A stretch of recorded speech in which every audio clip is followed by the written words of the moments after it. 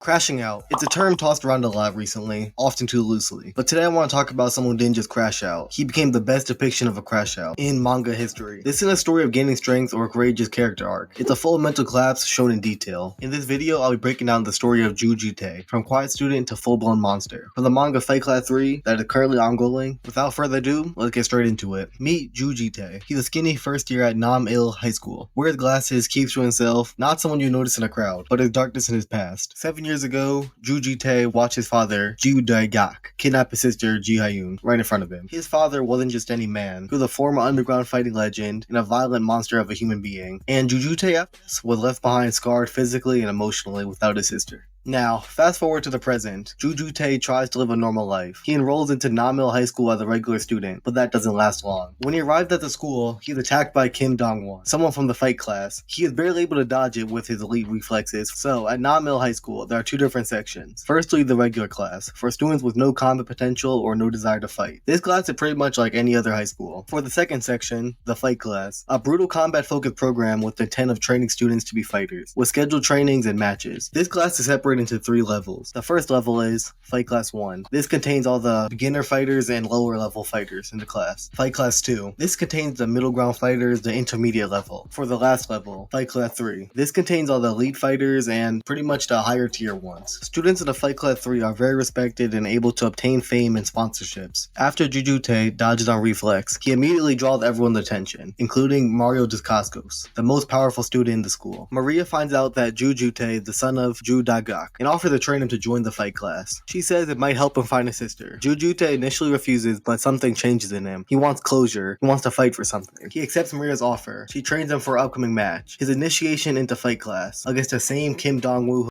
Just before the match, one of Dong-woo's friends breaks Jiu Ji-Tae's ankles in a sneak attack. Even so, Jiu Ji-Tae keeps on training. During the fight, he tried the flying armbar Maria taught him, but Dong-woo had cheated, learning the move beforehand. Jiu Ji-Tae gets rocked and is forced to improvise, pulling off a last-second heel hook he learned from YouTube. It works, but it's illegal. He gets disqualified. Maria appeals the result and brutalizes Dong-woo herself, demanding to know if he cheated. Jiu Ji-Tae watches, disgusted at her violence. He calls her out, saying this isn't justice. Jiu Ji-Tae believes true justice only came through fair, disciplined fights, and saw unnecessary violence as dishonorable and wrong. After being called out, Maria then drops a bombshell. Jiu Ji-Tae's father murdered her entire family in Brazil. She came to Korea to find and kill him, and the only way to reach him is through Fight Class 3. Jiu Ji-Tae is accepted in the fight class thanks to Maria's influence, but Maria trades her sponsorship funds to secure his entry, and is now homeless. She moved into Jiu Ji-Tae's house, and this is where things start to get complicated. Maria becomes more than a trainer. She's a harsh teacher, a friend, and someone he respects and cares about. Maria puts Jiu Ji-Tae through hellish training. She starts fights in the street and forces him to fight and win, berates his weaknesses, and mocks his morality, forces him to choose violence again and again. She literally gaslights him into believing justice is weakness. She pushes him with a win-at-any-cost mentality. Jiu Ji-Tae is torn. He hates violence, but he wants to find his sister, and wants to get stronger, not wanting to be like his old weak self, who couldn't do anything to save his sister. He begins to see Maria as both a monster and a savior, a split perception that causes him to unravel internally. Then it happens. Maria and Jiu Ji-Tae go in a mysterious tunnel linked to a legal fight club. In the tunnel, they find lots of skeletons and a strong stench of death. Suddenly, a mutilated former student attacks them. Maria is frozen in shock and is injured badly. This leaves Jiu Ji-Tae left to face the monster alone. And please trust me when I say this, because look at this guy. Sheesh. This is where Jiu Ji-Tae snaps. He rips the skin off his own face to ground himself. The pain replaces the fear. He fights like a savage, and throughout a long, bloody, and real violent fight, he ends up coming on top and winning. I mean, I guess you can call it a win, because he ends up permanently damaging his face, and more importantly, his own mind. Because after this, Jiu Ji-Tae begins hallucinating, seeing bones and corpses around him, even when they're not there. Jiu Ji-Tae had to watch Maria take a life to save him against that brute. He was left emotionally damaged, while Maria stuck in a coma-like state. This is where things started to get ugly. Jiu Ji-Tae then goes on to display many signs of mental instability, with many outbursts and constant changes in emotions. Despite all this, he joins the legal fight club. On his way to the tunnel's entrance, he is stopped by bullies from the past. He easily beats them, brutally may I add. One of the bullies asks why he is doing this, and questions if it's for justice. Jiu Ji-Tae then bursts out in laughter and says he just feels like killing today. He then gives one of the most embarrassing beatdowns I've ever seen, laughing and spouting lots of gibberish. At this point, I could believe anyone could tell something isn't right with Jiu Ji-Tae. After this, we get many more violence and flashbacks to Jiu Ji-Tae when he was younger. It showed his extreme PTSD and fear of being touched. The sheer difference between the past him in itself now is made really apparent. Jiu Ji-Tae then joins the Steelworth gang, only to fight in the deathmatch, while making it clear he doesn't care or like the other members. Jang Bomi, a member of the gang, offers him steroids to help in the deathmatch. This offer enrages Jiu Ji-Tae and makes him think of the brute he fought in the tunnel, and he freaks out on her. Going forward to the day of the deathmatch, Jiu Ji-Tae fights extremely dirty and goes wild by punching the commentator and beating his opponent with a mic half to death, while the crowd cheers for him to kill. After a long, violent fight, where Jiu Ji-Tae did all the dirty things you could imagine a fight, like plucking eyes, throat punches, and even kicks to the nuts. This cycle even bit off a chunk of his opponent's nose, and then proceeded to choke him unconscious. His opponent then starts choking and overdosing on drugs. Jake Bomi, thinking fast, saves his life by giving him an antidote. Let's take a second to guess how Jiu Ji-Tae handled this situation. A. Was relieved seeing his opponent was okay. B. Didn't care. C. Kept hitting while his opponent was down.